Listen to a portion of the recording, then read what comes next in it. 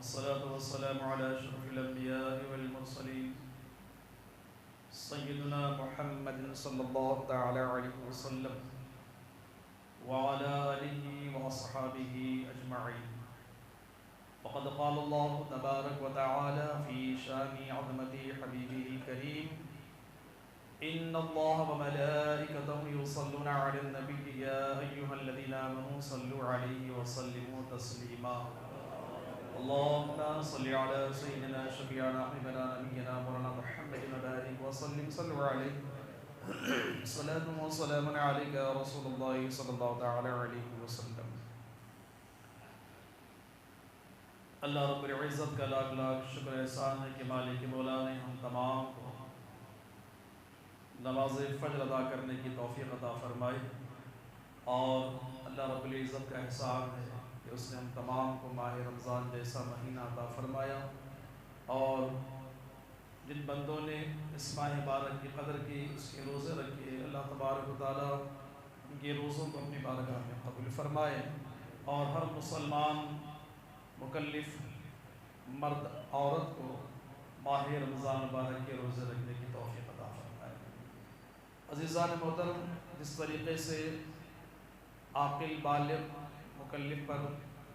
رمضان شریف کے روزے فرض کیے گئے ہیں، اور اسی کی طرح یہ حکم دیا گیا ہے کہ تم بھی اپنے بچوں کو جب ان کی عمر 7 سال کی ہو جائے تو انہیں روزے رکھنے کی تاکید کرو، تاکہ انہیں عادت سی بنتی رہے. اور جس طریقے سے نماز کے متعلق فرمایا گیا کہ جب بچوں کی عمر 7 سال کی ہو جائے تو انہیں نماز پڑھنے کے لیے حکم دیتے رہو، نماز کا طریقہ بتاتے رہو، اور جب 10 سال کی عمر میں پہنچ جائیں اور اگر وہ نماز نہ پڑھیں تو انہیں ڈانٹ کر یا مار کر نماز پڑھاؤ. اسی طریقے سے جب بچہ 10 سال کی عمر کا ہو جائے تو روزے کے متعلق بھی یہی ہے کہ اسے ڈانٹ کر روزے رکھنے کی ترغیب دیتے رہیں، کیونکہ جب اسے روزے رکھنے کی عادت ہو جائے گی، جب اس پر روزے فرض ہوں گے، جب وہ بالغ ہوگا، جب روزے فرض ہو جائیں گے، تب اسے روزے رکھنے میں آسانی ہوگی. تو لہٰذا اس بات پر بھی عمل کریں.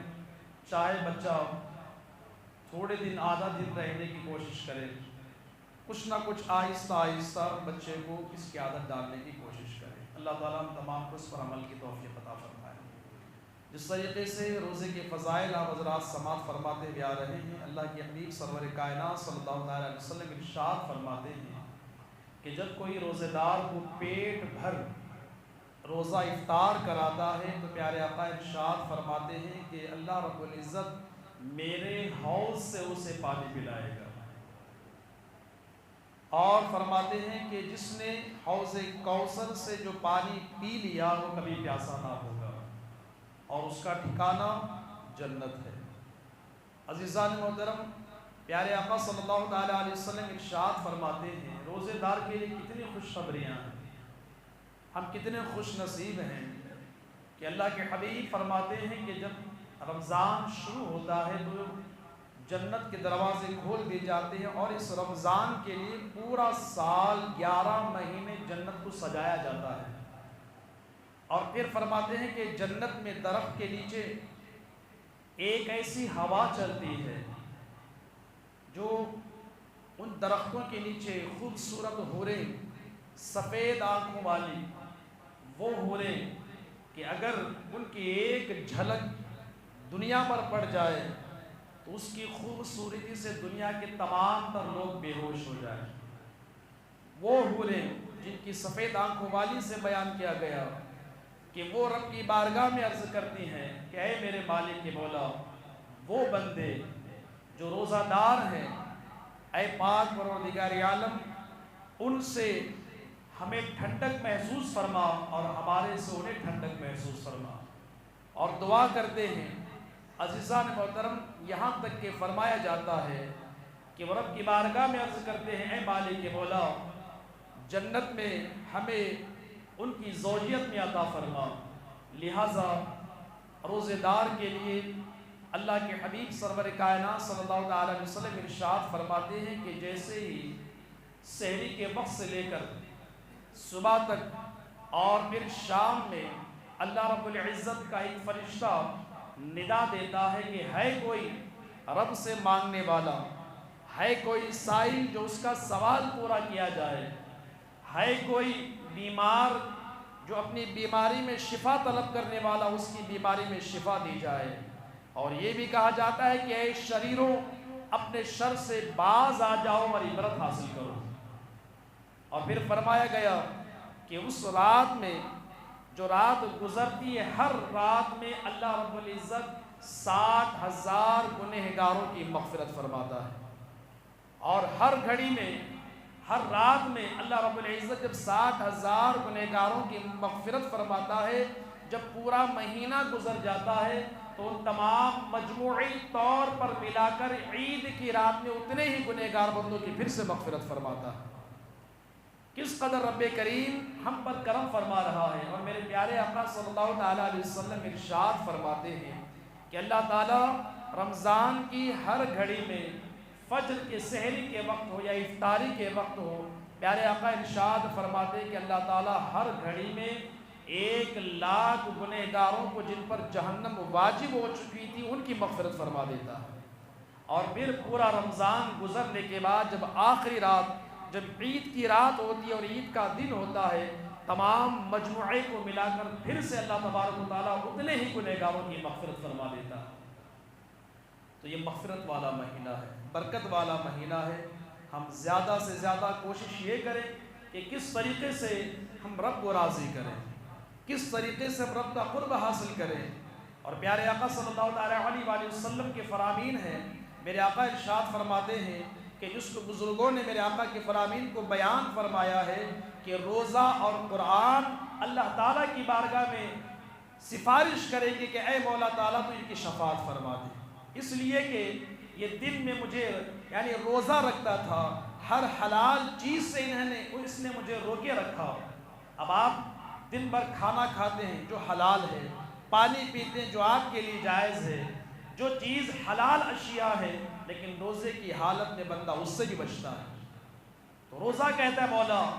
تیرے حکم کی خاطر اس نے حلال چیزوں کو بھی چھوڑ دیا، آج میں تیری بارگاہ میں اس بندے کی سفارش کرتا ہوں کہ تو اس کی مغفرت فرما دے۔ اور قرآن کہتا ہے رات میں قیام میں یہ رہا، تراویح میں یہ کھڑا رہا، قرآن کی عبادت میں رہا، تلاوت میں رہا، اے مولا تعالیٰ تو اس کی شفاعت فرما۔ یہ قرآن سفارش کرتا ہے، تو لہٰذا روزہ اور قرآن رب کی بارگاہ میں قیامت کے روز سفارش کریں گے، اور ان کی سفارش سے اللہ تعالیٰ ہماری شفاعت فرمائے گا۔ تو کتنے خوش نصیب ہیں وہ مسلمان کہ جو نماز ادا کرتے ہیں، تراویح ادا کرتے ہیں، روزے رکھتے ہیں۔ جس طریقے سے تراویح مردوں کے لیے سنت مؤکدہ ہے، اسی طریقے سے عورتوں کے لیے بھی ہے۔ تو یہ صرف مرد ہی نہیں بلکہ خواتین بھی اپنے گھروں میں تراویح کی نماز ادا کریں، اور 20 رکعت نماز تراویح ہیں، اس کو ادا کریں۔ انشاءاللہ آگے تراویح کا بھی مسئلہ آئے گا، کیونکہ آج کل اس طریقے کی ماحولات تراویح کی نمازوں پر سوال بہت سے زیادہ ہوتے جا رہے ہیں، اور وہ ملک جہاں سب لوگ سے کہتے ہیں اسلام وہاں سے شروعات ہوئی، لیکن ابھی وہاں پر ایسا مسئلہ ہوا کہ وہاں 20 رکعت کی جگہ اب 10 رکعت تراویح شروع ہو گئی ہے۔ تو لہٰذا تمام عالم سے وہاں پر کچھ چیزیں بھیجی گئی ہیں تاکہ، کیونکہ لوگوں کا ایک گمان ہوتا ہے کہ وہاں پر ہی 10 ہے تو یہاں 20 کیوں ہے، کیونکہ لوگوں کا ذہن بدلتا ہوا رہتا ہے، تو اس لیے